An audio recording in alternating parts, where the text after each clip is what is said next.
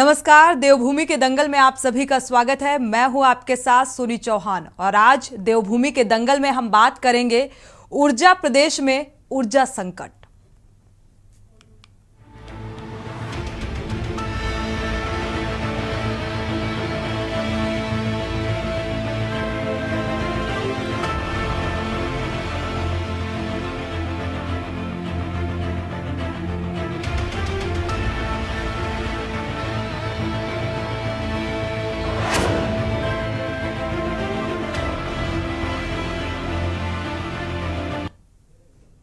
जी हाँ, उत्तराखंड में मार्च महीने में ही बिजली का संकट गहरा गया है और ये संकट 1 अप्रैल से और गहरा हो सकता है। राज्य में बिजली संकट को देख मुख्यमंत्री पुष्कर सिंह धामी ने दिल्ली में केंद्रीय ऊर्जा मंत्री आर.के. सिंह से मुलाकात की और इस दौरान राज्य के लिए 400 मेगावाट बिजली की मांग की है। दरअसल केंद्र सरकार ने मार्च तक के लिए अब तक राज्य को 72 लाख यूनिट बिजली गैर आवंटित कोटे से दी है, लेकिन प्रदेश में अप्रैल, मई, जून में भारी बिजली संकट होने की आशंका है। इससे परे अगर देखा जाए तो इससे पार पाने के लिए राज्य सरकार अब केंद्र से मार्च 2024 तक के लिए 400 मेगावाट यानी कि 96 लाख यूनिट बिजली की मांग की है। राज्य में यदि बिजली का संकट गहराता है तो ये राज्य के लिए बेहद नुकसानदायक साबित होगा। फैक्ट्रियों में उत्पादन ठप होने के साथ ही राज्य वासियों को बिजली का सामना बिजली के संकट का करना पड़ सकता है। इसी को लेकर हम चर्चा करेंगे, लेकिन उससे पहले आपको दिखाते हैं ये खास रिपोर्ट।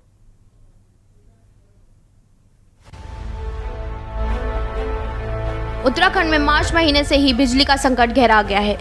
इस संकट 1 अप्रैल से और गहरा सकता है। राज्य में बिजली संकट को देख मुख्यमंत्री पुष्कर सिंह धामी ने दिल्ली में केंद्रीय ऊर्जा मंत्री आर.के. सिंह से मुलाकात की। इस दौरान राज्य के लिए 400 मेगावाट बिजली की मांग की। दरअसल केंद्र सरकार ने मार्च तक के लिए अब तक राज्य को 72 यूनिट बिजली गैर आवंटित कोटे से दी है, लेकिन प्रदेश में अप्रैल, मई, जून में भारी बिजली संकट होने की आशंका है। इसे पार पाने के लिए राज्य सरकार अब केंद्र से मार्च 2024 तक के लिए 400 मेगावाट यानी कि 96 लाख यूनिट बिजली की मांग की है। सचिव ऊर्जा आर मीनाक्षी सुंदरम ने बताया कि इस बार बारिश कम होने से गर्मी में बिजली की ज्यादा मांग के आसार हैं। फिलहाल 31 मार्च तक के लिए तो केंद्र ने अपने विशेष कोटे से 72 लाख यूनिट बिजली दे दी है, लेकिन 1 अप्रैल से फिर कमी शुरू हो जाएगी। अभी 82 प्रोजेक्ट पिछले साल कमीशन हुई थी। 82 के बाद अब लखवाड़ प्रोजेक्ट पे वर्क अवार्ड हो चुका है। बहुत जल्दी उसमें कार्य प्रारंभ हो जाएगी और किशाऊ परियोजना को लेकर के भी हम लोग काफ़ी प्रयासरत हैं। लेकिन हमारे लिए जो सबसे ज़्यादा नुकसान हुआ था Bhagirathi valley eco sensitive zone के डिक्लेरेशन और भागीरथी नदी की सारे परियोजनाएं बंद होना और उसके साथ साथ अलकनंदा नदी में ऑफिशियली बैन तो नहीं है लेकिन अनऑफिशियली सारी परियोजनाएं रुकी हुई हैं और स्टेट के अनुरोध पर पीएमओ से लेवल पर मीटिंग भी रखा गया था। उसी बीच में जोशीमठ त्रासदी आ गई थी। जोशीमठ त्रासदी में अब कुछ लोगों ने एनटीपीसी के परियोजना के ऊपर ब्लेम लगा दिया है। ये सब चीज़ें भी हमारे स्टेट के लिए ओवरऑल नुकसान में जाता है, क्योंकि जो पीएमओ लेवल पे मीटिंग होने जा रही थी वो जोशीमठ त्रासदी के बाद वो मीटिंग जो है पोस्टपोन कर दी गई है। तो इसलिए मैं सभी प्रदेशवासियों से भी अनुरोध करता हूं कि यहाँ जो भी घटनाएं घटती है उसको तुरंत जल विद्युत परियोजना के ऊपर हम लोग ब्लेम न करें और कल को जो है हम लोग प्रदेशवासियों को बिजली देने की पोजीशन में नहीं रहे। आपको बता दें कि बिजली की मांग बढ़ने पर ऊर्जा निगम एनर्जी एक्सचेंज से बिजली खरीदती है। ऐसे में ऊर्जा निगम इस भार को बिजली उपभोक्ताओं पर डालेगा और राज्य के बिजली उपभोक्ताओं को फिर से महंगी बिजली मिलने का झटका भी लगने जा रहा है। साथ ही पावर कट की भी समस्या लोगों को झेलनी पड़ेगी। वहीं इस मामले में भी सियासत गर्मा गई है। बहुत आश्चर्यजनक है, जो प्रदेश ऊर्जा प्रदेश के नाम से जाना जाता हो, जहां टिहरी डैम जैसा विशाल बांध हो, विद्युत परियोजना हो, उस राज्य के अंदर जो है बिजली संकट हमेशा खड़ा रहता है। और ये जो प्राइवेट कंपनियों के साथ सरकार की मिली भगत है, ये ऊर्जा प्रदेश होने के बाद बाहरी राज्यों को तो बिजली सप्लाई होती है, लेकिन अपने राज्य में बिजली की आपूर्ति नहीं हो पाती और बाहरी राज्यों से महंगी दरों पर बिजली खरीदने के लिए प्रदेश मजबूर है। आखिर ये क्यों हो रहा है? कांग्रेस पार्टी लगातार इस मामले को उठाती रही है। हमने विद्युत विभाग का घेराव भी किया और हमने तब भी पूछा था कि आखिर सरकार को इस मामले में श्वेत पत्र जारी करना चाहिए कि आखिर ये संकट क्यों इस राज्य में आ रहा है लगातार ऊर्जा प्रदेश होने के बाद। ऐसा ऊर्जा प्रदेश किस काम का जहां के राज्य वासियों को सबसे महंगी बिजली मिल रही है और बाहरी राज्य से महंगी दरों पर बिजली खरीद करनी पड़ रही हो। ये एक बड़ा घोटाला है, इसका पर्दाफाश होना चाहिए और इस मामले में सरकार को श्वेत पत्र लाना चाहिए। देखिए, कोई भी अभी बिजली संकट नहीं है, विद्युत संकट नहीं है और भविष्य में भी कोई संकट ना हो उसके लिए राज्य सरकार और राज्य सरकार के उच्चस्थ अधिकारी लगातार केंद्र के ऊर्जा मंत्रालय के संपर्क में हैं। माननीय मुख्यमंत्री पुष्कर धामी जी ने भी केंद्रीय मंत्री से बातचीत करी है। उनका दिल्ली प्रवास भी है इसी विषय को लेकर कि भविष्य में कोई भी विद्युत संकट उत्तराखंड राज्य में ना हो और उन्होंने इस बात को कहा भी है कि हम विद्युत संकट रोकने के लिए हर प्रयास कर रहे हैं और मैं विश्वास दिलाना चाहता हूं आपके माध्यम से कि इसमें कोई पैनिक होने की आवश्यकता नहीं है। राज्य सरकार सभी विकल्पों पर तैयारी कर रही है और राज्य की जनता को लगातार विद्युत आपूर्ति होती रहेगी, ऐसा माननीय मुख्यमंत्री ने विश्वास दिलाया। कुल मिलाकर ऊर्जा प्रदेश कहे जाने वाले उत्तराखंड में बिजली का संकट का गहराना बेहद चिंताजनक है। राज्य में एकाएक तमाम जल विद्युत परियोजनाओं के चलने के बाद भी बिजली संकट का गहराना चिंताजनक है। सवाल ये है कि क्या केंद्र उत्तराखंड को और अतिरिक्त बिजली मुहैया कराएगा? क्या राज्य में बंद पड़ी जल विद्युत परियोजनाओं को जल्द शुरू करने की जरूरत है? क्या राज्यवासियों को एक बार फिर से महंगी बिजली का झटका लगने जा रहा है? ऐसे अनगिनत सवाल हैं जिसके जवाब का सबको इंतजार है। देहरादून से के न्यूज़ इंडिया के लिए अंकित काला की रिपोर्ट।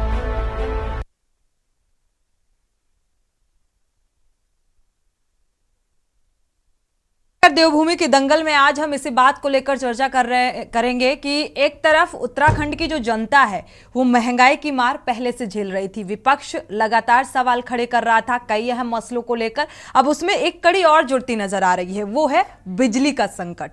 और बिजली की जो समस्या है वो आने वाले दिनों में और गंभीर होने वाली है, गंभीर रूप लेने वाली है। इसी को लेकर जो धामी है उत्तराखंड के सीएम वो दिल्ली का रुख करेंगे, ऊर्जा मंत्री से मुलाकात करेंगे। 400 मेगावाट की मांग। और सवाल ये भी है कि जिसे ऊर्जा का प्रदेश कहा जाता है उसमें बिजली का संकट गहराता नजर आ रहा है।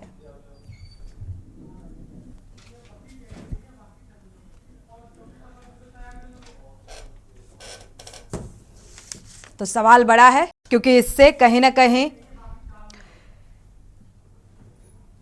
कि बिजली का जो अतिरिक्त भार है उसका तो एक भार पड़ता नजर आएगा ही, और बिजली के संकट से यानी कि पावर कट की समस्या से भी उत्तराखंड की जनता को अब दो चार होना पड़ेगा।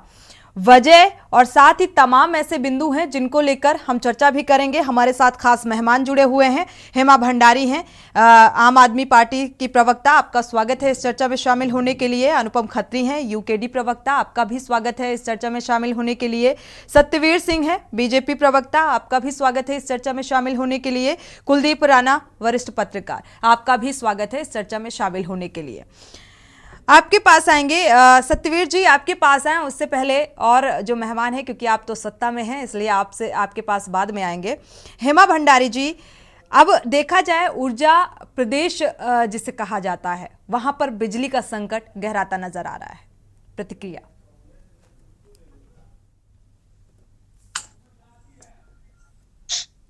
देखिए, राज्य निर्माण के बाद दोनों ही जो सरकारों की जो निष्क्रियता रही है इस प्रदेश में, जो यहाँ के जो संसाधन है उनका उचित लाभ वो यहाँ के उत्तराखंड वासियों को नहीं दिला पाए, और जिसका परिणाम आज क्या है कि उत्तराखंड ऊर्जा प्रदेश कहा जाता है, लेकिन आज त्राहिमाम अब बिजली का संकट इतना गहराता नजर आ रहा है।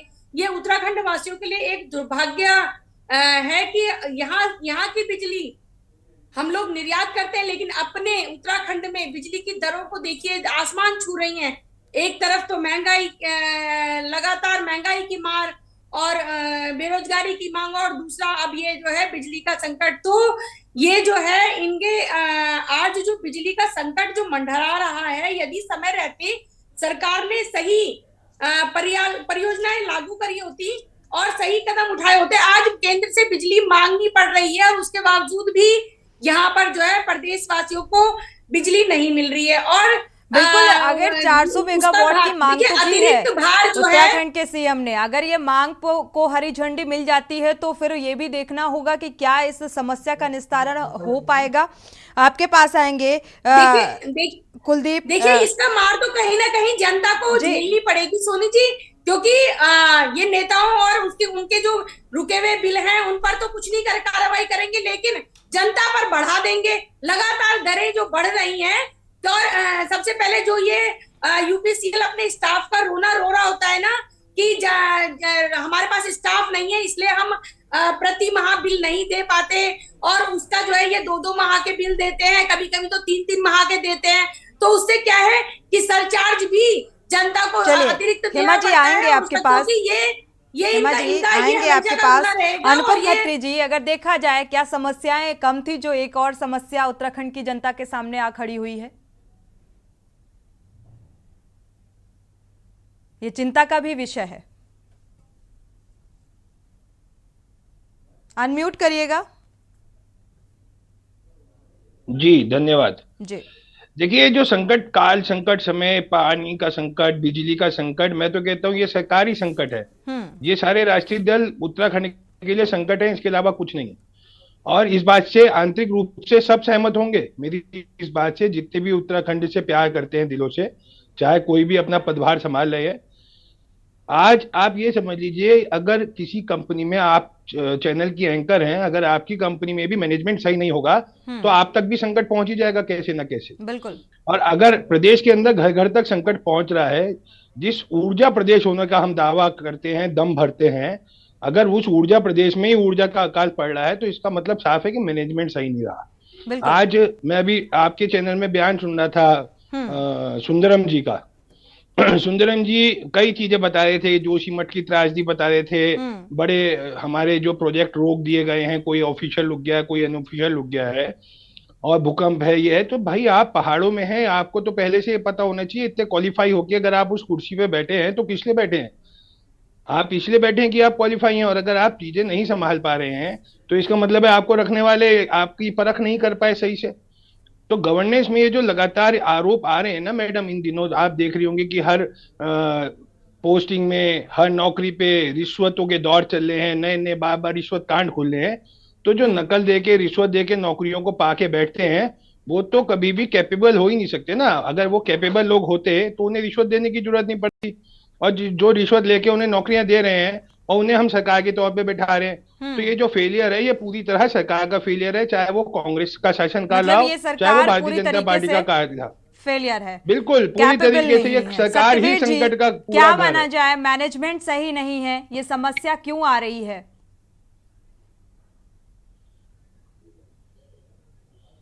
अनम्यूट करिएगा सत्यवीर जी।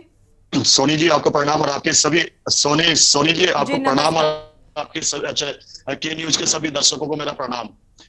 सोनी जी मैं सबसे पहले कहना चाहूंगा कि उत्तराखंड बनने के बाद अगर ऊर्जा के क्षेत्र में किसी सरकार ने अगर बड़े ही संवेदनशील तरीके से काम किया है तो मात्र भाजपा की सरकार है।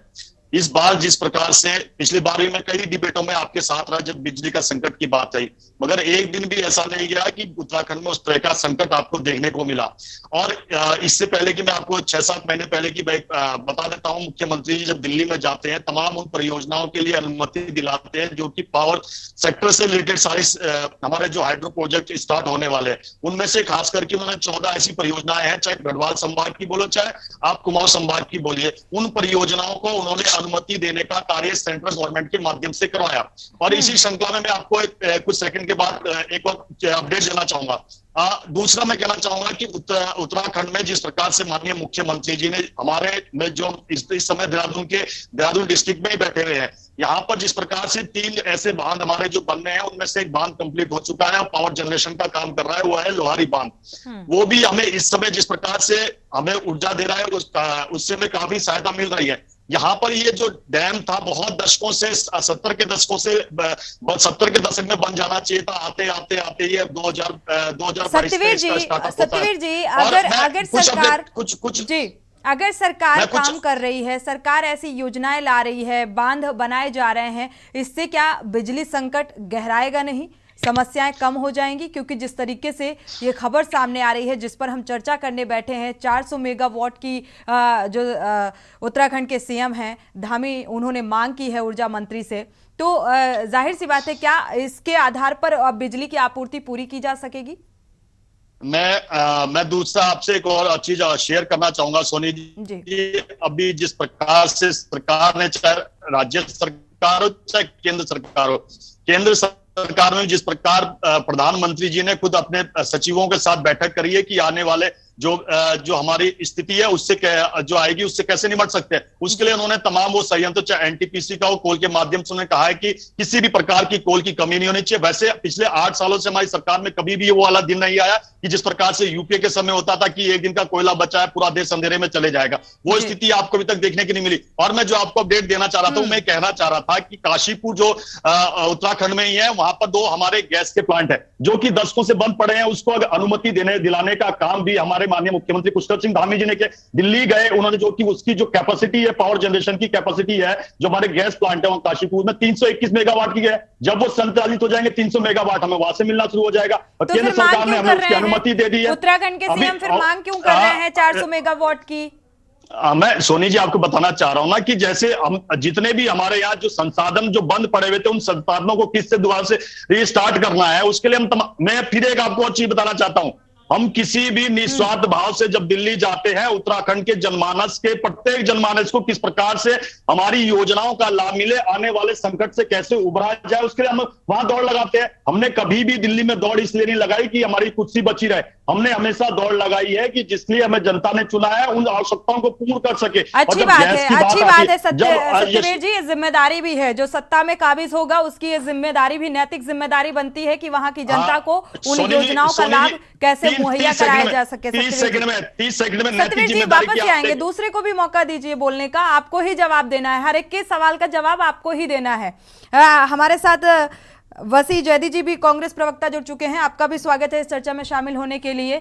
आपके पास आते हैं, अगर देखा जाए तो बिजली का जो संकट है 1 अप्रैल से देखा जाए और भी ये बाधित होने वाला है, लोगों को इसका खामियाजा भुगतना पड़ सकता है। एक तो पावर कट की दिक्कतों से 2-4 होना पड़ सकता है, और साथ ही अगर बिजली का संकट होता है तो जाहिर सी बात है उनके ऊपर ही इसका भार गिरने वाला है, बिजली का जो बिल है वो बढ़ चढ़कर देना होगा। देखिए, इस बिजली के संकट पर अभी मीनाक्षी सुंदरम जी के जो बयान है उसके बाद से थोड़ी तेजी आई है, अखबारों ने खबर को पब्लिश किया है। लेकिन मैं आपको बता दूं कि 12 जनवरी से 28 फरवरी तक केंद्रीय पूल का जो कोटा था वो 28 फरवरी को समाप्त हो गया था जी। और तब से ये प्रोसेस चलना था। एक मीटिंग भी केंद्रीय स्तर पर हुई थी, लेकिन मुझे शर्म इस बात पर आती है कि ये डबल इंजन की सरकार का दावा करते हैं और हर बार ये डबल इंजन का जो पहला इंजन है केंद्र सरकार, वो राज्य सरकार के इंजन को दरकिनार कर देती है, उसकी अनदेखी कर देती है। इस बात का बड़ा दुख होता है कि आप जब वोट मांगने आते हो तो आप डबल इंजन की बात करते हो, और जब साथ देने की बात आती है तो राज्य को आप उसके भरोसे छोड़ देते हो। तो इसके बैलेंस में मैं चर्चा करना चाहता हूँ। देखिए, एक तो सबसे बड़ी बात यह है कि 2 प्लान थे, मेरे साथ बहुत सारे अनुभवी लोग आपके चैनल पर बैठे हैं। 2 काशीपुर में जो गैस के प्लांट थे वो पिछले साल से बंद है, और गैस के प्लांट के लिए सब्सिडी के लिए मेरे ख्याल से कई बार फाइल लग चुकी है राज्य स्तर से केंद्र स्तर पर, लेकिन केंद्र से अभी तक उनके ऊपर कोई सब्सिडी नहीं मिली। अगर सब्सिडी नहीं मिल पाएगी तो वो चल नहीं पाएंगे, और अगर वो इस स्थिति में आज वो हैं कि अगर वो चलते हैं तो हमारे लगभग 300 मेगावाट के आसपास 300 मेगावाट के आसपास हम बिजली की खपत कर सकते हैं। आज की स्थिति है कि 45 मिलियन यूनिट की लगभग खपत है उत्तराखंड के अंदर, और हम 33 मिलियन यूनिट की मैक्सिमम कर पा रहे हैं। 11-12 जो मिलियन यूनिट की कमी पड़ रही है 9-10 मिलियन की, तो वो एक बड़ी समस्या है। अगर केंद्र सरकार राज्य सरकार का ठीक से सहयोग करे तो हम इस स्थिति से निपट सकते हैं। लेकिन ये डबल इंजन की सरकार, अब 6 साल से हम हर साल इन दिनों ये बिजली की समस्या सामने आती है, हर साल इन दिनों ये भाई कहते हैं हम कटौती नहीं कर रहे। एक बार जरा सिडकुल एरिया में जाकर देखिए, उद्योग जो यहाँ पर है, औद्योगिक यूनिट में 4-4 घंटे की कटौती हो रही है। लोग यहाँ पर, हम कहते हैं कि ईज ऑफ डूइंग बिजनेस है उत्तराखंड के अंदर, ईज ऑफ डूइंग बिजनेस यहाँ पर फेल हो जाता है कि हम उन्हें प्रॉपर सुविधा मुहैया नहीं करा पाते, जिसकी सबसे ज्यादा आवश्यकता उत्तराखंड के अंदर महसूस होती है। और दूसरा बात, हम ऊर्जा प्रदेश बनाने की स्तर पर आगे बढ़ना चाहते हैं। आज हम ऊर्जा प्रदेश के लिए हम क्या पहल कर सके? 14 परियोजनाओं की बात सत्यवीर भाई चलिए, से अच्छी बात है। मुझे 2 परियोजनाओं का नाम सरकार का गिना ये दावा दीजिए है कि वो जो पहल कर पुष्कर रही सिंह है, धामी योजनाएं ला रही है पहल ताकि एक ऊर्जा बार के इस संकट से डेटा निपटा में जा बताएं सके, ना, लेकिन धरातल विपक्ष पर के बताएं भी कई पहल क्या सवाल है। हैं। जी, आपके पास सोनी जी, आएंगे। मैं धरातल पर पूछता हूँ, सत्यवीर जी ने 14 परियोजनाओं की बात की थी, मुझे 2 परियोजनाओं का नाम बता दें जो अभी पुष्कर सिंह धामी कार्यकाल में या त्रिवेंद्र रावत कार्यकाल में या तीरथ सिंह रावत जी के कार्यकाल में कोई भी एक नई परियोजना चलिए इसकी शुरू सत्यवीर हुई जी हो। जवाब ये दीजिएगा, बार-बार इसके इस बात का दावा बाद कुलदीप करते जी हैं। आपके पास आएंगे। सत्यवीर जी की बात कर रहे थे, जो कि मैंने इनको डेटा दिया, जो कि इन्होंने डेटा भी गलत दिया, क्योंकि होमवर्क करके नहीं आते। इनका आप होमवर्क सबने correct कर देखा है। दीजिए। 321 मेगावाट का है, और जिसकी अनुमति केंद्र सरकार ने दी है। एक सत्तारूढ़ व्यक्ति होने के नाते और एक भारतीय जनता पार्टी का प्रवक्ता होने के नाते मैं आपको बड़ी दृढ़ता से कह रहा हूं, 321 मेगावाट का जो काशीपुर के प्लांट है, जो इन्होंने कभी चलाने की कोशिश नहीं करी, उसको हमने चलाने की केंद्र सरकार से अनुमति दी। और जो सब्सिडी की बात कर रही है, जिस प्रकार से केंद्र सरकार ने विगत 8 सालों में उत्तराखंड की सहायता करी है, यूपीए के माध्यम से कभी भी इस प्रकार की सहायता उत्तराखंड को नहीं दी है। क्योंकि इनके अभी जब 3 राज्यों के चुनाव आते हैं, मैं उत्तराखंड से जोड़ के उस बात को कहता हूं, कहते हैं कि छोटे राज्य होते इससे कोई मतलब नहीं है, इनके राष्ट्रीय अध्यक्ष कहते हैं। तो इसी प्रकार से उत्तराखंड के प्रति भी इनकी दृष्टि हमेशा रही है। और परियोजनाओं की बात कर रहे थे, इनको मैं बता दूं कि लोहारी बांध जो परियोजना है, कितने दशकों से उसकी मांग चल रही थी, उसको अगर पूर्ण करने का काम किया, हमने किया। और लखवाड़ बांध का जो परियोजना है, उसका पूरा सैंक्शन हमने दे दिया है। और किशोर बांध का पूरा का पूरा कुछ समय में उसका काम भी चालू हो जाएगा। तो मैंने फिर कहा ना। और दूसरा, गैस की जब बात आती है, आपने नैतिकता की बात कही थी सोनी जी, नैतिकता यहां पर आ जाती है कि इस प्रकार से आपको जब सरकार में चुना जाता है जनता के द्वारा, किस प्रकार से आप उनके लिए कार्य करते हो, उनके संकट में कैसे खड़े होते हो। मैं इस संकट की बात इसलिए कह रहा हूं कि जब 3 दिसंबर 1984 को भोपाल में यूनाइटेड कार्बाइड लिमिटेड की जब कंपनी है, उसमें रिसाव होता है, हजारों लोग मारे जाते हैं। अगले दिन ही जब अर्जुन सिंह उस समय के मुख्यमंत्री थे, इलाहाबाद में अपने परिवार के अपने परिवार सहित चले जाते इलाहाबाद में। उनको उस संकट में खड़ा होना चाहिए था, मगर वो कहां चले जाते, इलाहाबाद में। और उसका जो आरोपी था, उसको किस प्रकार से आरोप प्रत्यारोप का मुद्दा नहीं है ये। उत्तराखंड की बात करिए, जिसके लिए डिबेट बैठता है। सत्यवीर जी, शराब माफिया रुक जाइए, शराब माफिया रुक जाइए, ड्रग्स माफिया, शराब माफिया, भ्रष्टाचार माफिया रुक जाइए। हम मुद्दे पे रहे सत्यवीर जी। हाँ, सबूत गैंग भी आपके पास है। लालू प्रसाद यादव को गले लगाना, शीला दीक्षित को गले लगाना, शरद पवार को गले लगाना, शर्मा को गले लगाना। अरे हेमा जी आपके नजर में उनको सबको गले लगा लिया, उनको सबको गले लगा लिया। और दूसरा, जिस प्रकार से जेल के चलिए, हेमा जी, लूटे जा रहे हैं, वो सत्यवीर जी, सत्यवीर जी, कारोबार बन गया, वो नहीं दिखेगा आपको। सत्यवीर जी, जो गैस प्लांट बंद है वो कब से चालू होंगे, इस पर हम बात करेंगे। आपके पास आएंगे कुलदीप राणा जी। कुलदीप राणा जी आपके पास आएंगे, और दर्शक आपको सुन रहे। सत्यवीर जी, आरोप प्रत्यारोप का मुद्दा नहीं है ये, हम बिजली संकट को लेकर बात कर रहे हैं, क्योंकि जाहिर सी बात है जब बिजली का संकट होगा तो उसका भी खामियाजा उत्तराखंड की जनता को भुगतना पड़ेगा। चर्चा हमारी लगातार जारी रहेगी, यहां रुकेंगे एक छोटे से ब्रेक के लिए।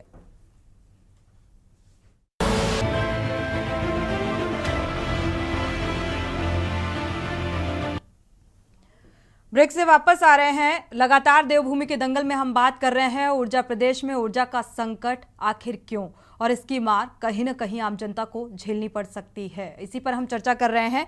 कुलदीप राणा जी आपके पास आएंगे। अगर देखा जाए तो राज्य में एकाएक तमाम परियोजनाओं के होने के बावजूद भी जो बिजली का संकट है वो चिंता का विषय बन गया है।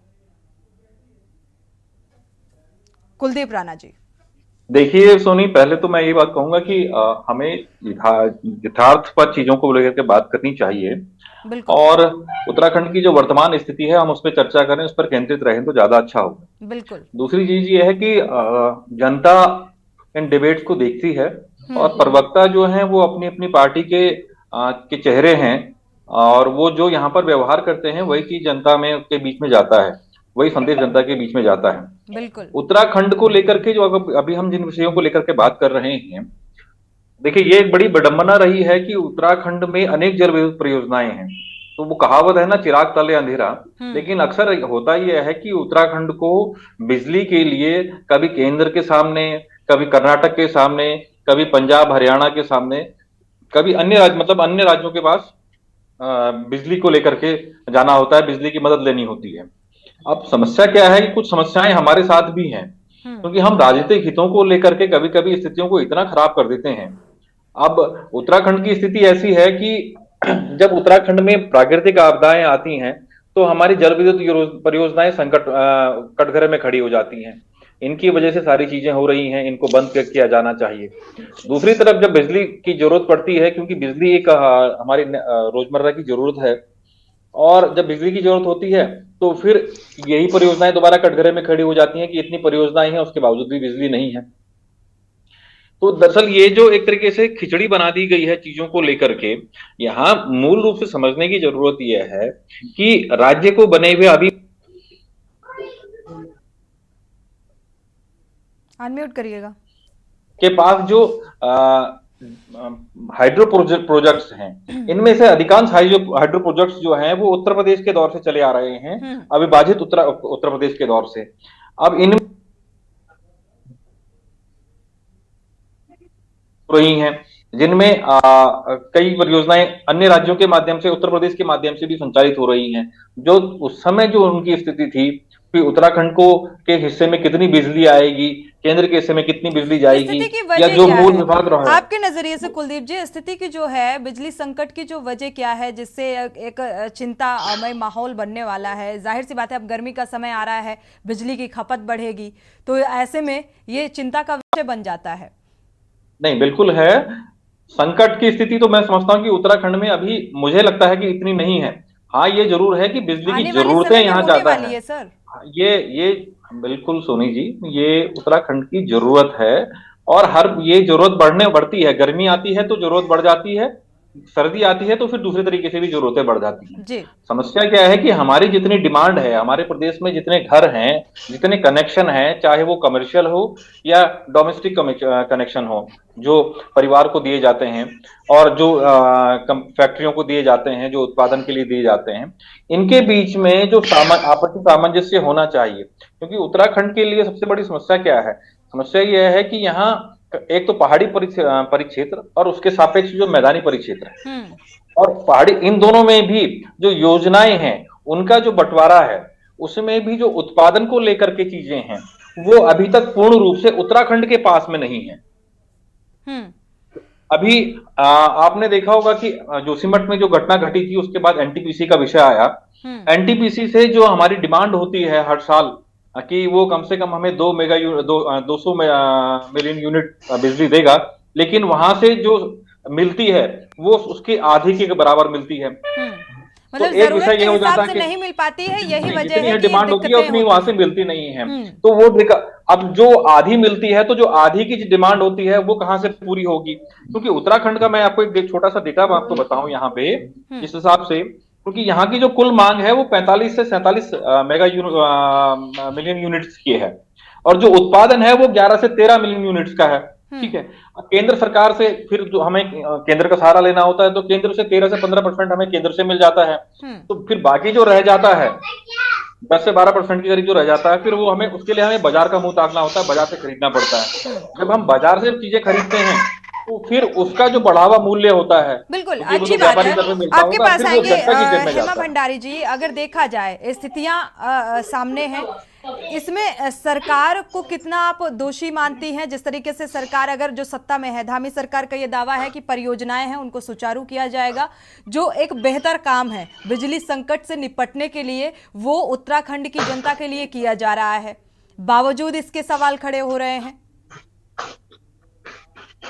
सोनी जी, देखिए, केंद्र सरकार ने तो हमेशा से ही उत्तराखंड के साथ में सौतेला व्यवहार किया है।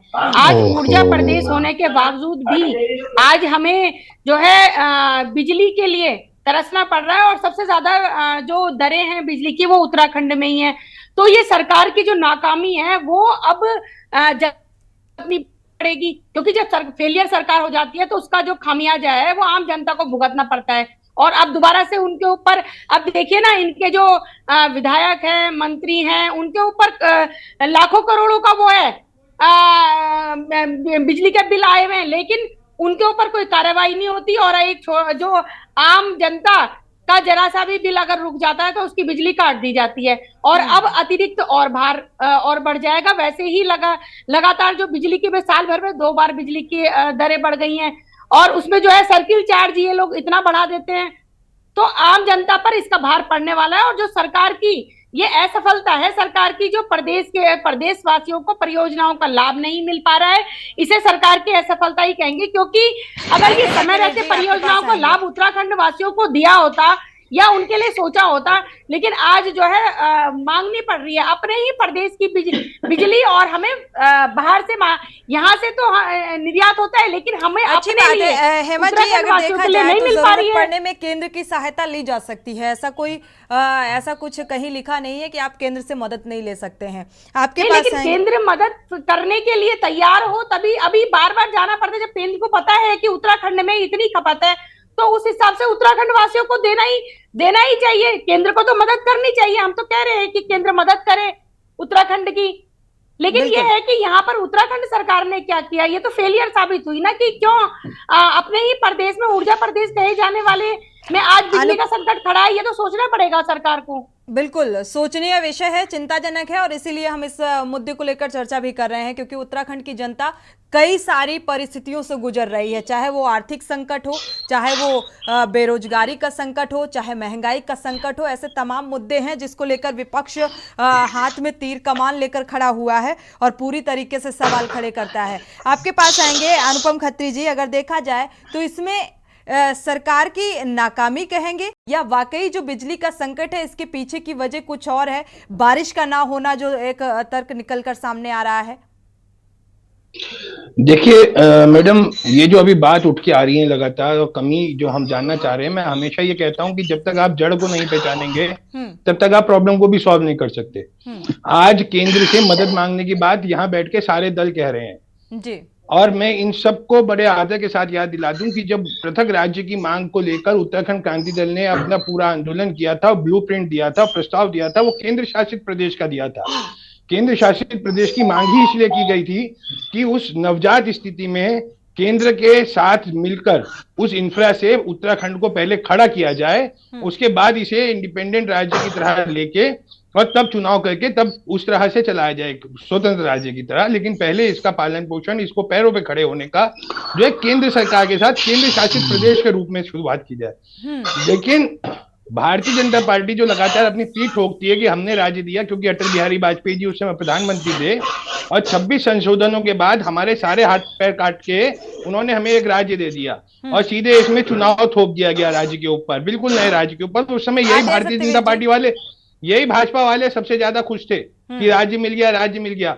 आपने उस समय जो सबसे बड़ी खुशी मनाई राज्य मिलने की, और आज जो आप पीठ ठोकते हैं राज्य को हाथ लेके आने का अपने नाम पे, तो आपको जब उसको चलाना ही नहीं आता था, आज आप केंद्र के आगे हाथ फैला के बार बार पहुंच जाते हैं और कहते हैं केंद्र हमारी मदद करे, केंद्र हमारी मदद करे। तो ऐसा क्यों है? क्योंकि आपने इसको शुरू से ही लाचार बना दिया, पोलियोग्रस्त कर दिया प्रदेश को। यहाँ की सारी जल, जंगल, जमीन की जो मौलिक, आप इस खुशी को संभाल नहीं पा रहे हैं। जो यहाँ की मेन लड़ाई बोल नहीं दीजिए, अनुपम जी मेरे को बोलने को बोलेंगे सर, बात तो कभी पूरी नहीं होगी। समय निर्धारित है, समय निर्धारित है,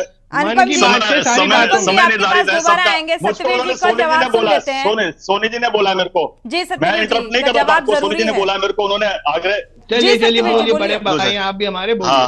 हाँ सरकार है, आप तो सरकार है साहब, आपको ना सुनेंगे तो कैसे काम चलेगा? हाँ, वो हम तो जनता के सेवक है, जनता ने आदर, बिल्कुल आप सरकार है, मैं आपको सलाह भी देके कह रहा हूँ, उसको भी आपको भी सम्मान करना चाहिए। और लोकतंत्र में तो सबसे बड़ा संप्रभु है, तो हमारी जनता की आदर है, तो उसका सम्मान करना चाहिए सबको। अच्छा, दूसरा बात आती है, मुद्दे की बात बताइए कि केंद्र के पास हम बार बार मदद लेने क्यों जा रहे हैं? अरे रुक जाइए ना, आप सुन लीजिए। कैपेबल प्रधानमंत्री हमारे, इतने कैपेबल मुख्यमंत्री आपने दे दिया हमें, तेरा कैपेबल प्रधानमंत्री है, तेरा बड़े बड़े इतने कैपेबल आपने सारे पूर्वांचल के अधिकारी दे दिए। अरे सुन लीजिए, हाँ कैपेबल प्रधानमंत्री है। अभी जब ग्लोबल रेटिंग होती है तो सबसे आगे निकलते कोई देश टिकता ही नहीं है, रशिया, कनाडा, और ये उसी में जब बीबीसी कोई खबर निकालता है तो बीबीसी को भी आप देशद्रोही कह देते हैं। अरे रुक जाइए, मीडिया वाले अगर कोई दूसरा आंकड़ा देते तो आप उनको देशद्रोही बता देते हैं। पहले जवाब सुन लीजिए, शांति से सुना। मुख्य जवाब तो दे रहे हैं मैडम, जो बातें वो कह रहे हैं मैं तो उसका काउंटर दे रहा हूँ। जवाब देना, बातों का जवाब दे। उत्तराखंड राज्य अगर आप लगातार इतना बड़ा इंफ्रा चला रहे हैं तो क्यों अभी तक व्यवस्थाएं सही नहीं है? नहीं बोलता, टीचिंग बोलते थे। क्या है अनुपम, ये कौन सा तरीका? आप इतने सीनियर हो, अपने सत्यवीर जी मुद्दे पर रहकर बात करिए, मुद्दे पर रहकर बात करिए। अनुपम जी बात पूरी हो जाने दीजिए, नहीं मैं बिल्कुल मुद्दे पे बात कर रहा हूँ जी। दूसरा मैं कहना चाहता हूं कि अभी आम आदमी पार्टी ने बोला कि सौतेला व्यवहार किया। सौतेला व्यवहार कौन किया वो सबने देखा है कि किस प्रकार से किनको इन्होंने भ्रष्टाचारी कहा था और कौन जेल के अंदर आज भरे पड़े हैं। दिल्ली ने क्या आशाएं करी थी, प्रत्येक व्यक्ति के घर तक इन्होंने शराब पहुंचा दी। सौतेला व्यवहार क्या होता है कि हम एक हफ्ते के अंदर पंजाब के अंदर कर्नाटक में 8 करोड़ के साथ पकड़ा गया भाजपा विधायक का बेटा। अरे सुन लीजिए, क्यों पीड़ा होती है, क्यों पीड़ा होती है? उत्तराखंड से आप दिल्ली कर्नाटक पहुंच गए मैडम। अरे क्या ये बताइए कि आप किसी के बीच में बोला प्रति माह बिल क्यों नहीं आता? सोनी जी एक सवाल इनसे पूछिए कि प्रति माह बिल क्यों नहीं आता? ड्रग्स का कारोबार क्यों नहीं आता? मुद्दे पर रहकर बात करिए। आप जवाब ऐसे देंगे तो फिर डिरेल हो जाएगी हम जिस मुद्दे को लेकर चर्चा कर रहे हैं। क्योंकि ये बौखलाए हुए हैं सोनी जी, ये बौखलाए हुए हैं। इनको बता दूं मैं कि इनके पास इनकी सरकार बताने के लिए बहुत कुछ है, सबूत भरे पड़े हैं ना। सत्यवीर जी सिर्फ बात का जवाब दीजिए, आप अदर मुद्दों को मत सबूत भरे उठाइए। पड़े हैं, शरद पवार के, लालू प्रसाद के सारे सबूत भरे पड़े हैं। बस वो सुप्रीम कोर्ट और अन्य अदालत नहीं जा रहे। आप लोग आपस में तय कर लीजिए किसमें डिबेट करनी है। हेमा जी, अनुपम जी, इनको अडानी के प्लान चालू करने के लिए हिमाचल के अंदर। सत्यवीर जी अगर आप मुद्दे पर रहकर बात नहीं करेंगे तो अनम्यूट कराना पड़ेगा, मुझे म्यूट कराना पड़ेगा, माफ कीजिएगा। आपके पास आएंगे हमारे साथ फोन लाइन में वसी जैदी जी भी इस चर्चा का हिस्सा है। वसी जैदी जी आपके पास आएंगे। अगर देखा जाए तो जो हालात हैं उत्तराखंड के बिजली के संकट को लेकर जो त्राहिमाम मचा हुआ है उसको लेकर हम चर्चा कर रहे हैं। स्थिति सरकार है इसकी जिम्मेदार या फिर पानी जिस तरीके से बारिश नहीं हुई इसको भी एक आधार माना जा रहा है।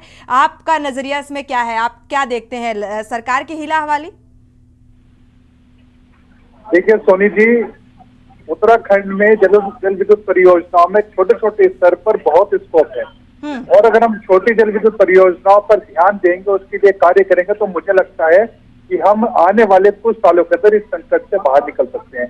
ये हर वर्ष का संकट है, किसी की भी सरकार रही हो, क्योंकि इन दिनों जिस तरह से बारिश की कमी के कारण पानी का जल स्तर कम हो जाता है तो बिजली के बनाने में, बिजली के उत्पादन में कमी आती है। और जैसे कि हमारे पत्रकार भाई कुलदीप जी ने भी कहा, उनके पास से बिल्कुल सहमत हूँ कि जब हमें केंद्रीय पूल की, सेंट्रल पूल की ज्यादा बिजली का हमें सहयोग नहीं मिल पाता तो हमें बाजार से बिजली खरीदनी पड़ती है और बाजारीकरण के लिए तो आप समझिए कि 12 रुपए प्रति यूनिट तक हमें जाना पड़ता है। लेकिन जैसे कि अब ये इतनी संवेदनशीलता की बात भाजपा करती है और ये उत्तराखंड के बिजली संकट को भोपाल की गैस त्रासदी से जोड़ लेते हैं तो आप इनकी सोच का स्तर समझ सकते हैं। सबसे बड़ा सवाल ये कि छोटी जल विद्युत परियोजनाओं में कई बहुत सोच का स्तर कुछ भी हो, वसी जैदी जी, सोच का स्तर कुछ भी हो लेकिन खामियाजा आम जनता क्यों उठाए, इसकी भरपाई आम जनता क्यों करे? जाहिर सी बात है बिजली का संकट होगा तो उद्योग में भी इसका असर देखने को मिलेगा। देखिए कार्यशैली होती है, एक काम करने का एक व्यवहार होता है। जिस तरह से भाजपा छोटी जल विद्युत परियोजनाओं की अनदेखी करती है तो मुझे लगता है कि एक बिजली का बड़ा संकट ये भी है।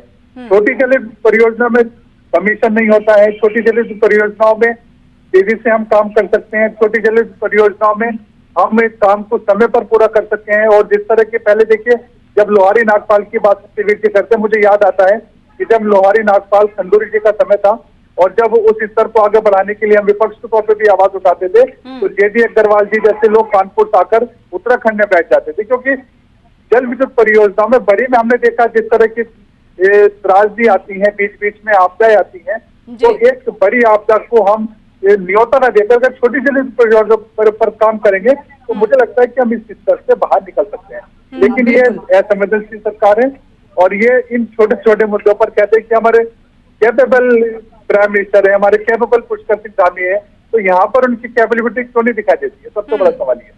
बिल्कुल, सवाल तो लगातार विपक्ष कई हम मसलों को लेकर खड़ा कर रहा है। आपके पास आएंगे कुलदीप, इसके बाद सत्यवीर जी आपके पास आएंगे, तब जवाब लेंगे, लेकिन मुद्दे में रहकर ही जवाब दीजिएगा।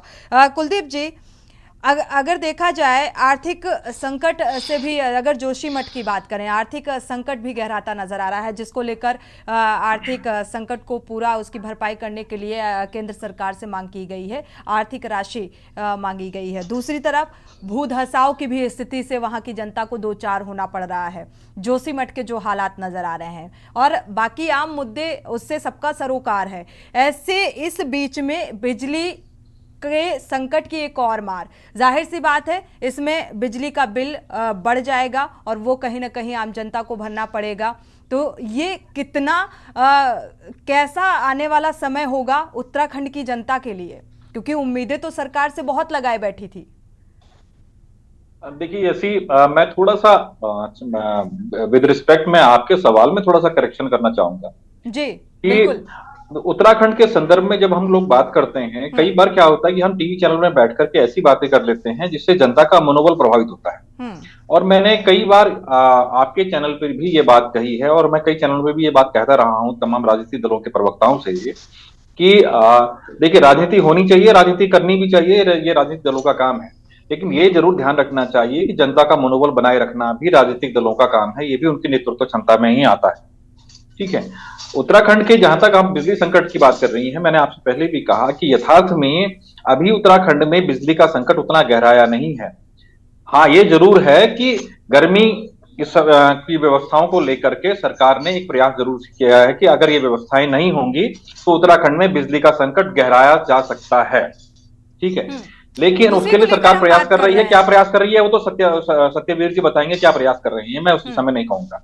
लेकिन मेरा ये कहना है कि क्योंकि जनता में ये मैसेज नहीं जाना चाहिए, क्योंकि अगर जनता में चीजों को लेकर के अगर गलत मैसेज गया तो जनता में एक असमंजस की स्थिति उत्पन्न हो जाएगी जो राज्य के लिए और समाज के लिए ठीक नहीं है। दूसरी बात आपने जोशीमठ को लेकर के कही, अभी हेमंत खत्री जी ने अनुपम खत्री जी ने जो बात कही थी, मैं उस बात से बिल्कुल सहमत हूं, क्योंकि जब उत्तराखंड आंदोलन की बात चल रही थी, मैं समझता हूं कि यहाँ पे जितने प्रवक्ता बैठे हुए हैं अधिकांश सभी ने उत्तराखंड आंदोलन में भाग लिया होगा, और हम लोग भी अपने गांव के गली चौराहों पे जब शाम को दिन भर आंदोलन के बाद शाम को बैठते थे और आंदोलन की रणनीतियों पर चर्चा होती थी, तो क्योंकि उस समय उत्तराखंड क्रांति दल के पीछे ही, इनके ध्वज के पीछे ही सारे राजनीतिक दल जो हैं अपना झंडा डंडा लेकर के उत्तराखंड आंदोलन की मुहिम में आगे बढ़ रहे थे। तो ये चर्चा होती थी कि भाई उत्तराखंड के आय के स्रोत क्या होंगे, उत्तराखंड की जरूरतें पूरी कैसे होंगी, क्योंकि हमारे पास तो इंडस्ट्री भी नहीं है, तो कहां से हमारे पास पैसा आएगा। तो ये तमाम तब ये बात कही जाती थी जो अभी अनुपम जी ने कहा कि जल, जंगल और जमीन, कि भाई हमारे पास नदियां हैं तो हमारे पास हम हाइड्रो प्रोजेक्ट्स बनाएंगे, हमारे पास इनसे पैसा आएगा, हम इन परियोजनाओं का निर्माण करेंगे। हमारे पास पर्यटन है, चार धाम है, हम चार धाम पर्यटन के माध्यम से हमारा आर्थिक तंत्र मजबूत होगा। लेकिन समय के साथ जो आंदोलन के समय जिन मुद्दों को लेकर के हम ऊर्जा प्राप्त करते थे, समय के साथ वो सारे मुद्दे गौण होते गए और राजनीति और व्यक्तिगत मुद्दे इस पर ज्यादा हावी होते गए। राज्य बनने के शुरुआती दौर में किसी ने कहा कि उत्तराखंड को पर्यटन प्रदेश बनाएंगे, किसी ने कहा उत्तराखंड को ऊर्जा प्रदेश बनाएंगे, लेकिन उत्तराखंड को उत्तराखंड प्रदेश बनाएंगे ये 2000 के बाद ही ये मुहिम वहीं रुक गई थी, उसके बाद ये मुहिम आगे नहीं बढ़ सकी। आज उत्तराखंड की जो आर्थिक स्थिति है उसका एक बड़ा कारण यह है कि यहाँ के समग्र विकास के लिए कोई बुनियादी योजना ऐसी बनी हो जिसमें चाहे जल विद्युत परियोजनाएं रही हो, या हमारा इंडस्ट्रियलाइजेशन रहा हो, या हमारी पर्यटन नीति रही हो, ऐसा कोई व्यवस्था रही हो। इस दिशा में कोई प्रयास नहीं किए गए और कोई गंभीरता से कोई दूरगामी रिसर्च भी इसमें नहीं हुई, कोई शोध भी नहीं हुआ। परिणाम ये हुआ क्योंकि उत्तराखंड एक ऐसा प्रदेश है जो हिमालय के शिवालिक रेंज में बसा हुआ है और भूगर्भ दृष्टि से भी ये संवेदनशील है। तो हम लोगों को तो भूकंप के साथ भी जीना है और हम लोगों को तो प्राकृतिक आपदाओं के साथ भी जीना है, और इन दोनों के बीच में अगर जो हमें रास्ता निकालना है वो विकास का रास्ता भी है, मानव संसाधन का रास्ता भी है। हमारी ये जो योजनाएं हैं ये आगे बढ़ सकें, इनसे राज्य की समृद्धि बढ़ सके, वो भी होना चाहिए। पास आएंगे लेकिन समस्या क्या है कि क्या परियोजनाओं को लेकर गंभीरता नहीं बरती जा रही है सरकार की तरफ से? मैं आपको एक अपडेट देना चाहता हूं कि अभी कुछ ही महीनों पहले मुख्यमंत्री जी जो टिहरी बांध है उत्तराखंड में आता है, वहां पर जो हमारा शेयरिंग है उससे रिलेटेड भी उन्होंने पीएमओ के सामने एक पूरा फाइलिंग रखी है कि इसमें उत्तराखंड का कितना शेयर होना चाहिए। उन्होंने उससे उस शेयरिंग को बढ़ाने के लिए भी काम किया, के लिए बात करी है, और जिसपे कि गतिमान है वो जो बैठ के चल रही। दूसरा एक चीज और मैं बताना चाहूंगा कि हमारी सरकार ने 2022 में नई सौर ऊर्जा नीति लाई है। उसके तहत हमारी सरकार ने यह तय किया है, माननीय मुख्यमंत्री जी के जो इस बैठक को लिया था कि 1000 जो गांव है उनको हम आत्मनिर्भर बनाएंगे और सौर ऊर्जा के माध्यम से उनको संचालित करेंगे। और उसके बाद ये देखने को आ रहा है कि इस दिशा में जो हमारे अधिकारी लोग कर रहे हैं। अरे हमने शराब गोद ली है, हमने भ्रष्टाचारियों को गोद लिया, हमने ना भ्रष्टाचारियों को गोद लिया। अपडेट दीजिएगा, गांव गोद लिए हुए हैं, उनका क्या हुआ? बच्चे स्कूल जाने लगे। पहले बात तो पूरी सुन लीजिए। नहीं, ये गांव गोद लेने की बात कर रहे हैं सोनी जी, तो जो गांव गोद लिए हुए उनका अपडेट कीजिएगा। पहले सुन लीजिए, पूरी बात तो सुन लीजिए। रहे थे उन सबको नहीं लिया हमने गोद। हमने किसी को ना लालू प्रसाद यादव को गोद लिया, ना कलमाड़ी को गोद लिया, ना शीला दीक्षित को गोद लिया, ना कांग्रेस पार्टी को गोद लिया। कहते थे कभी कांग्रेस के साथ सरकार नहीं जाएंगे, पहली सत्ता की दहलीज चूमते हैं, उनके सारे चूमते हैं। अब बात करते हैं यहाँ पर नैतिकता की। इनकी नैतिकता देख ली है कि इनके मंत्री सारे के सारे कैसे जेलों के अंदर भरे जा रहे हैं। सत्यवीर जी अपनी जमानत तक नहीं मिल पा रही है, सुप्रीम कोर्ट तक जा रहे जमानतों के लिए, जमानत नहीं ले रहे। और मुख्यमंत्री केजरीवाल के अलगनामे सबने देखे, माफीनामे, किस किस को माफीनामे नहीं लिखे इन्होंने, बेफालतू के आरोप लगाते थे। बात करते हैं यहाँ नैतिकता की। हाँ, मैं सोनी जी मैं नहीं जाना चाहता था इस विषय में, इसलिए जाना चाहता हूँ, ये बीच में बोलते हैं तो इनकी असलियत बताना पड़ता है कि कौन है शराब माफिया, और देश के जन अरे पूरे दिल्ली ने आपको और दिल्ली की क्या असर करती इन्होंने, पंजाब की क्या स्थिति बना दिया, इतना बड़ा मैंडेट मिला था पंजाब में, पूरा ड्रग्स में छोड़ दिया पूरा पंजाब, सारी की सारी जेल नहीं। सोनी जी देखो, सोनी जी मैं नहीं बोलना चाहता था। साधन है सरकार के पास, इस पर हम बात कर लें।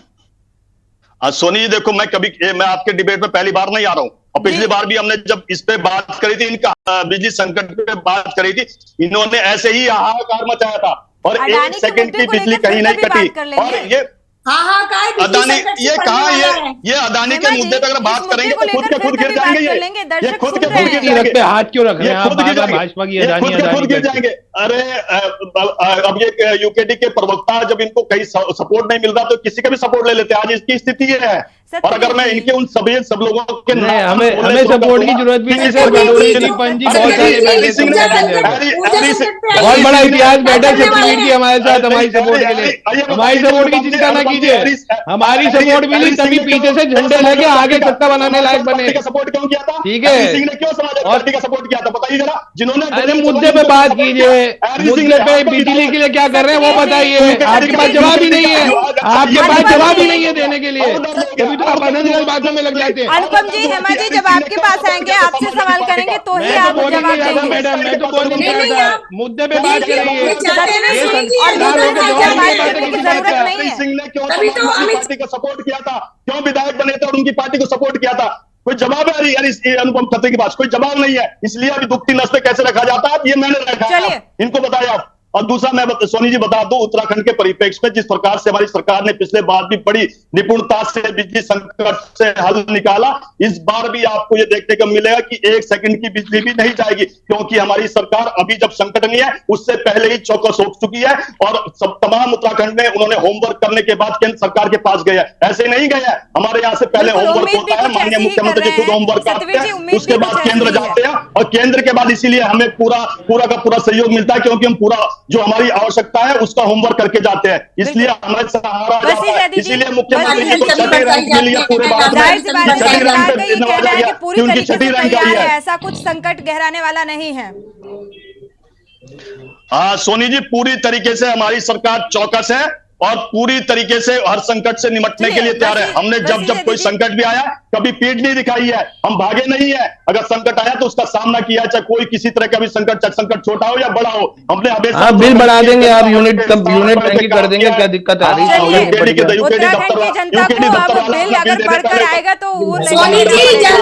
भाई थोड़ा ठंडा पानी रखा कीजिए अपने साथ, ठंडा पानी रख के बैठा कीजिए अपने साथ। अगर उत्तराखंड वाले बिजली तो दिल्ली तो पूरी अंधेरी में चले जाए, पूरे अंधेरा हो जाए। दिल्ली के अरे तो आप बताइए ना, 1 महीने में बिल क्यों नहीं आता, 2 महीने में क्यों आता है, 3 महीने में क्यों आता है? और जो हमारा क्यों स्टाफ की कमी बताई जा रही है? ना उमा जी, वो बकाया क्यों नंबर बाहर किया जाता है? आप बताइए, कराना पड़ेगा। सिर्फ जनता का बोझ डालो, जनता को लूट लो। कुलदीप जी, आपका फाइनल कमेंट। लूट लिया, इस तरीके से डिबेट नहीं शराब की पिला के जाती। सबको कुलदीप लूट जी, लिया फाइनल आपने। कमेंट पूरा आपका। पूरा दिल्ली महकमा आप लेकर भगा दो, देश का पैसा लेके भगा दो। नहीं होगी, जिस तरीके से सत्यवीर जी कह रहे हैं। फाइनल कमेंट आपका। से पूछ लीजिए, अमर खान से पूछ देखिए लीजिए। सोनी, और इनका जो पार्षद ये था, जो एक दिल्ली के दंगों में अच्छी था, बात है कि उससे पूछ लीजिए। मुख्यमंत्री पुष्कर सिंह धामी ने टिहरी बांध परियोजना में जो उत्तराखंड का जो हिस्सेदारी है उसको लेकर के जो पहल की है, ये एक बड़ा स्वागत योग्य कदम है, क्योंकि टिहरी परियोजना उत्तराखंड की सबसे बड़ी परियोजनाओं में है। बिल्कुल बिल्कुल। और अगर ये इस समस्या का हल होता है तो मैं समझता हूं कि उत्तराखंड में बिजली की समस्या का एक बहुत बड़ा हल निकल करके आ जाएगा। ये एक स्वागत योग्य कदम है। दूसरा यह है कि उत्तराखंड में जिस प्रकार की यहाँ की जो भौगोलिक स्थिति है और यहाँ जिस प्रकार, लेकिन टिहरी जो परियोजना है, क्या ये काफी होगी इस समस्या से निपटने के लिए? देखिए, टिहरी परियोजना उत्तराखंड की, मैंने आपसे कहा ना कि सबसे बड़ी परियोजना है, और उस परियोजना से अगर थोड़ा भी हल निकलता है तो उत्तराखंड के लिए वो काफी बड़े रूप में निकल करके आएगा। मैं ये नहीं कह रहा हूं कि इससे पूर्ण हल मिल जाएगा। पूर्ण हल के लिए हमें जो हमारी अन्य परियोजनाएं हैं और जो हमारी वैकल्पिक ऊर्जा है, उस दिशा में हमें आगे बढ़ना होगा, पुख्ता रणनीति के साथ आगे बढ़ना होगा और सरकार को इसमें गंभीरता से काम करना होगा। बिल्कुल, सरकार को गंभीर होने की जरूरत है और बावजूद इसके सरकार गंभीरता का दावा कर रही है, योजनाओं को जन जन तक पहुंचाने का दावा कर रही है। बावजूद इसके जो उत्तराखंड की जनता है उसमें एक नाराजगी देखने को मिल रही है कई सारी बिंदुओं को लेकर। आप सभी मेहमानों का इस चर्चा में शामिल होने के लिए बहुत बहुत शुक्रिया। समय का अभाव इसलिए चर्चा को आगे नहीं बढ़ा सकते, लेकिन सवाल यही है कि टिहरी बांध सबसे बड़ी परियोजना के तौर पर देखा जाए तो क्या ये काफी साबित होगी आने वाले दिनों में, जिस तरीके से बिजली के संकट को लेकर हम बात कर रहे हैं। क्योंकि ऊर्जा प्रदेश में ऊर्जा का अगर संकट होता है तो इसकी मार वहां की जनता को झेलनी पड़ सकती है। इसी के साथ देवभूमि के दंगल में फिलहाल बस इतना ही। आगे खबरों के लिए आप देखते रहिए के न्यूज इंडिया।